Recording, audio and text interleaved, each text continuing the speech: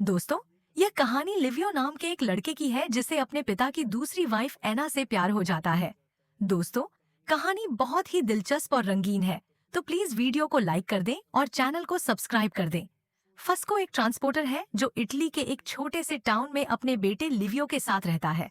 वह टाउन में बनने वाली लोकल वाइन को अपने ट्रक में शहर तक ले जाने का काम करता है और इस धंधे से ठीक ठाक पैसे कमाता है। काफी समय पहले उसकी पत्नी की मौत हो गई थी। तब से फस्को और लिवियो दोनों बाप बेटे एक दूसरे का ख्याल रखते हुए आए हैं।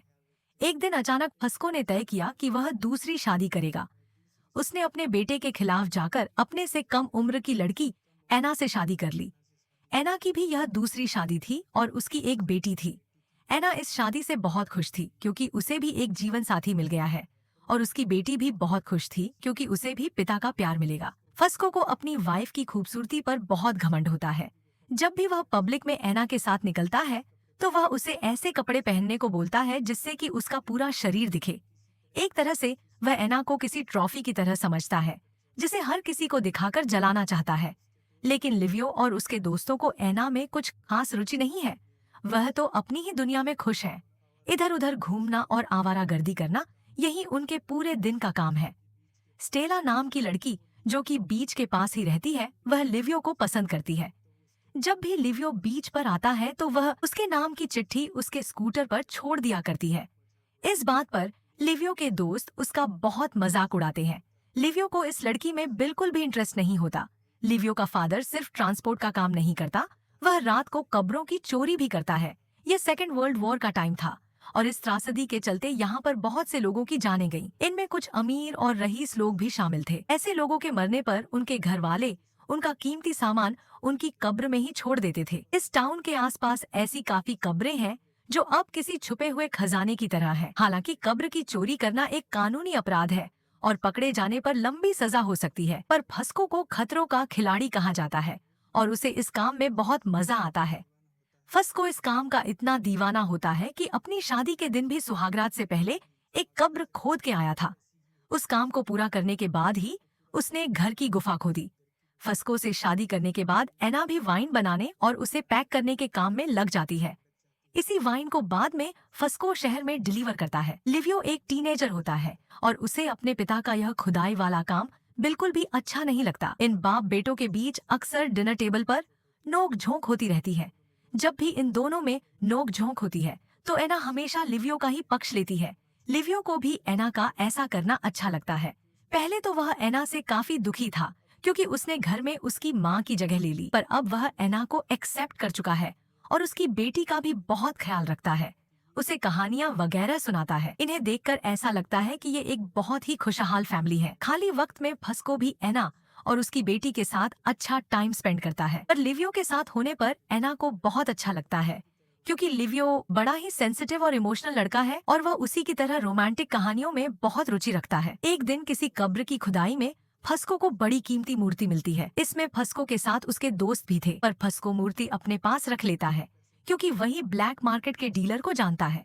इसे बेचकर वो उसके पैसे बांटने वाले थे, पर न जाने कैसे टाउन में यह बात फैल जाती है। इस बात पर फस्को एना पर भड़कता है क्योंकि उसे लगता है उसके सिवा यह बात कौन लीक कर सकता है। फस्को एना पर गुस्सा करता है। इस पर लिवियो बीच में बोलता है और अपने डैड को कहता है, आप कब्रों की चोरी करते हो, यह बात पूरे टाउन को पता है, इसमें नई कौन सी बात है। अब इनकी यह बहस धीरे धीरे लड़ाई में कन्वर्ट हो जाती है और ये एक दूसरे से नाराज हो जाते हैं। लिवियो अपने रूम में चला जाता है। बाद में एना इन दोनों को राजी कर लेती है। ऐसे ही बातों बातों में थोड़े दिन और बीत जाते हैं। लिवियो अब एना के प्रति अट्रैक्ट होने लगा है और वह आजकल उससे काफी बातें करता है और उसे जब भी मौका मिलता है उसे बड़े प्यार से निहारता है। एना भी समय बीतने के साथ साथ लिवियो से काफी फ्रैंक होती जा रही है, इसलिए वह लिवियो से अपने शरीर को भी ज्यादा नहीं छुपाती और उसके साथ बहुत ही कंफर्टेबल रहती है। एक शाम एना लिवियो को अपने पहले प्यार के बारे में बताती है। वह बताती है कि उसका कजिन ही उसका पहला प्यार था। वह उसे बिल्कुल भी तवज्जो नहीं देता था। तब वह बड़ा ही हैंडसम था, पर अब वह कैसा दिखता है उसे नहीं पता। अब वह अपने परिवार के साथ ऑस्ट्रेलिया में रहता है। एक दिन फस्को डिलीवरी के लिए जा चुका था और आज सारी महिलाएं वाइन बनाने के काम से छुट्टी पर हैं।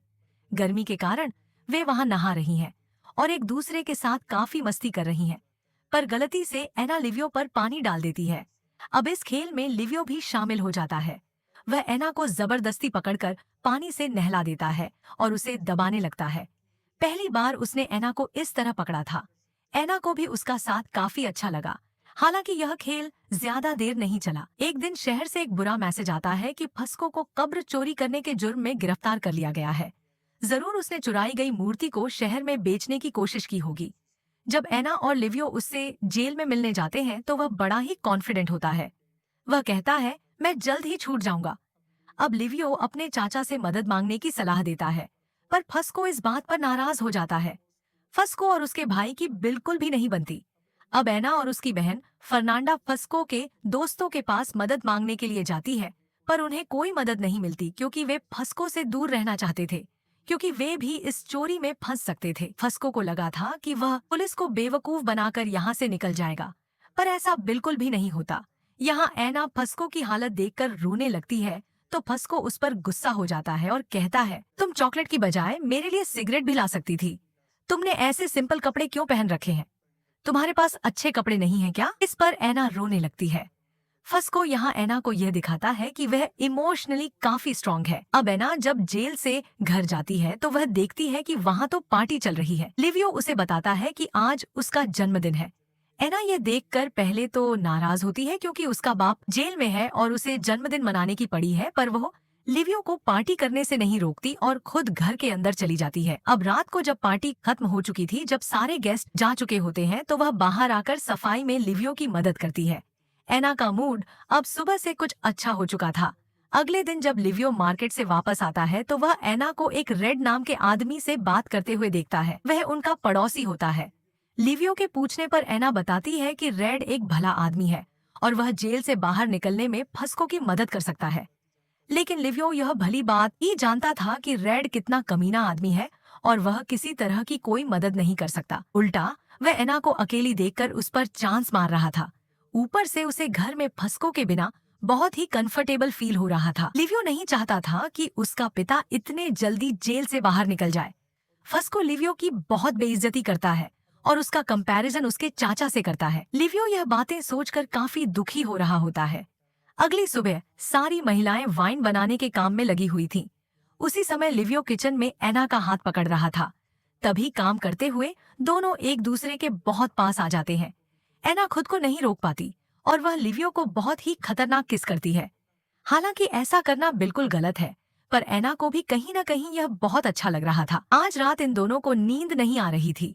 एना खुद को रोकना चाहती थी और लिवियो एना के पास जाना चाहता था।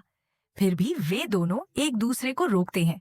अगले दिन एना लिवियो से दूर हो जाती है और उससे कम बात करती है। पर लिवियो एक टीनेजर होता है और एना उसका पहला प्यार होती है।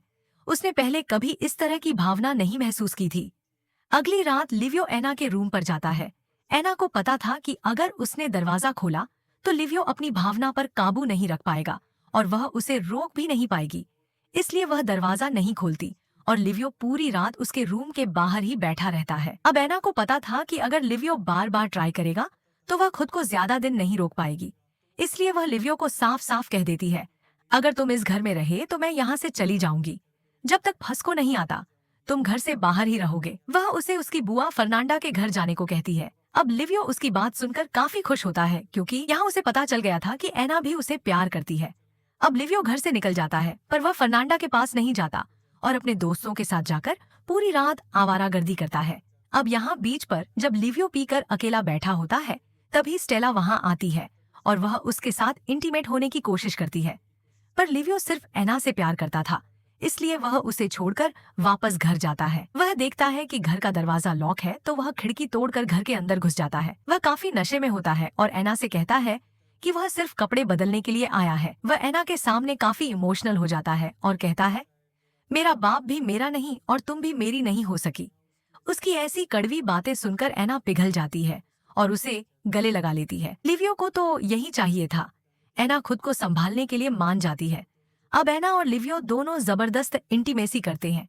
यहाँ पर पहली बार लिवियो किसी के साथ इतना करीब होता है और यह पूरी रात चलता है। इस इंटीमेसी से एना काफी इम्प्रेस होती है।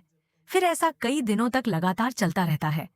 अब एक दिन जब एना और लिवियो एक दूसरे से प्यार कर रहे थे तभी स्टेला वहाँ आ जाती है। वह लिवियो को फूल देने के लिए आती है और यह देखकर उसके दिल के अरमान टूट जाते हैं। अब एना लिवियो से कहती है कि अब हमारा राज सबके सामने खुल जाएगा, पर लिवियो उसकी परवाह नहीं करता क्योंकि उसे पता था कि कोई उसकी बात नहीं मानेगा और वे दोनों अपना संबंध जारी रखते हैं। आज फस्को जेल से छूटने वाला था। बात को सुनकर एना को बहुत घबराहट होती है। इसी के चलते वह फस्को की बहन फर्नांडा को सब कुछ सच बता देती है जो उसके और लिवियो के बीच चल रहा है, और वह इस बारे में बहुत शर्मिंदा है। बात फस्को को नहीं बताएगी, तब तक उसे चैन नहीं मिलेगा।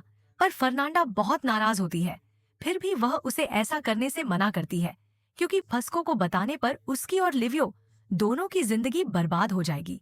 वह उसे कहती है, यह बात तुम फस्को को बिल्कुल भी मत बताना और आगे से इस बात का जिक्र किसी के भी सामने मत करना। अब जेल से निकलने के बाद फस्को सीधा समुद्र के किनारे जाता है क्योंकि आज उसने बहुत दिन बाद ताजी हवा महसूस की है। तभी हमें यहाँ स्टेला दिखाई जाती है जो कि फस्को को कुछ बताना चाहती थी। अब फस्को को उसने कुछ बताया या नहीं, ये तो हमें दिखाया नहीं जाता, पर अगले सीन में हम फस्को को उसकी वेलकम पार्टी में देखते हैं जहाँ पर यह सारा अरेंजमेंट एना ने किया था। अब हम देख सकते हैं कि एना और लिवियो एक दूसरे के लिए तड़प रहे थे और वे अब कुछ नहीं कर सकते थे। अब घर में फस्को का एना के प्रति व्यवहार देखकर हमें ऐसा लगता है जैसे कि वह सब कुछ जानता हो, पर थोड़ी देर बाद हमें पता चलता है कि उस दिन स्टेला ने उसे कुछ नहीं बताया था क्योंकि वह लिवियो से प्यार करती थी। एना को भी लिवियो के साथ प्यार हो गया था, पर एना अपने पत्नी धर्म से बंधी हुई थी। फस्को के जेल से घर आने के बाद एना ने लिवियो से फिर कभी इंटीमेसी नहीं की। अब कुछ समय बाद लिवियो सेना में शामिल हो जाता है और घर से कहीं दूर चला जाता है। बाद में उसकी शादी एक खूबसूरत लड़की एंटला से तय कर दी जाती है। अब यह फैमिली फिर से एक हैप्पी फैमिली बन चुकी है और इसी विश्वास के साथ हम यह मूवी समाप्त करते हैं कि अब एना और लिवियो के बीच कभी इंटीमेसी नहीं होगी और आगे अगर कभी ऐसा होगा तो हम वीडियो जरूर बनाएंगे। मिलते हैं नेक्स्ट वीडियो में, तब तक के लिए धन्यवाद। संगीत।